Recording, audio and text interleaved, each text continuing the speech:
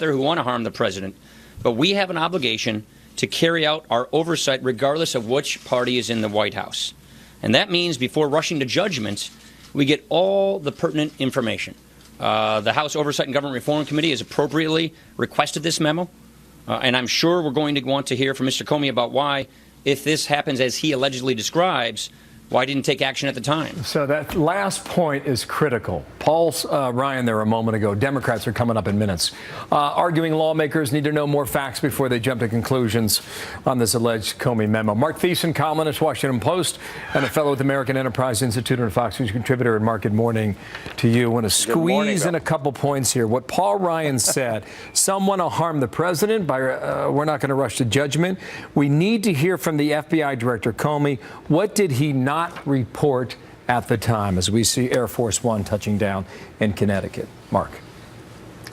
Well, I mean, Paul Ryan, what we just saw there encapsulates the problem that Paul Ryan and the Republicans in Congress face, which is with the beginning part of that press conference, they all walked out and four House leaders talked about their plans to have a big hearing on tax reform tomorrow. And all the questions that came after that were about Trump, Comey, Russia, investigations, subpoenas, et cetera, et cetera.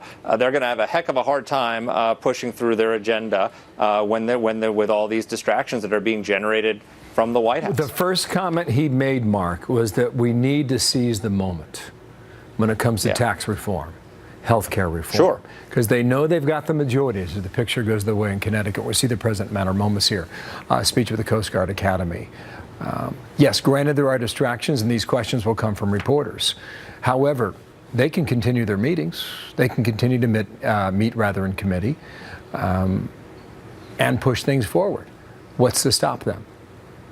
Nothing is to stop them, and that's the important point. So there are going to be more investigations, there's going to be more hearings, but the committees that are meeting to conduct those hearings and investigations are not the same ones that write the tax code and write healthcare reform. They can walk and chew gum at the same time, as he said. And in terms of the White House, Steve Mnuchin and Gary Cohn and Secretary Price are not distracted by Comey. They're doing their jobs. So they're focused on tax reform and healthcare reform. That's an excellent point. So they should be doing their jobs. Yeah, so take us inside the West Wing now and tell us about these cabinet members as they continue to pursue what they've been working on there. Well, exactly. So, I mean, Steve Mnuchin and Gary Cohn are not being called into the Oval Office for crisis communications meetings over Comey or the Russia revelations or all the rest of it. They're doing their jobs. They're writing tax reform, and the members of Congress who they're working with are working on tax reform legislation and health care reform legislation. There's no reason this should stop them.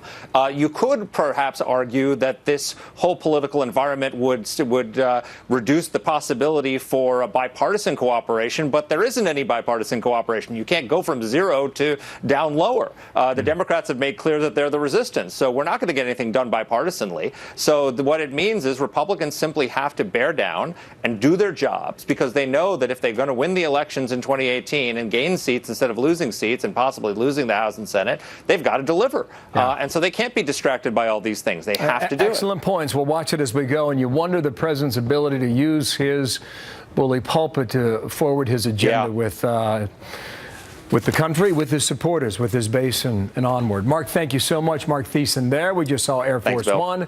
Stand by for President Trump coming up momentarily, Shannon. That's right. He is going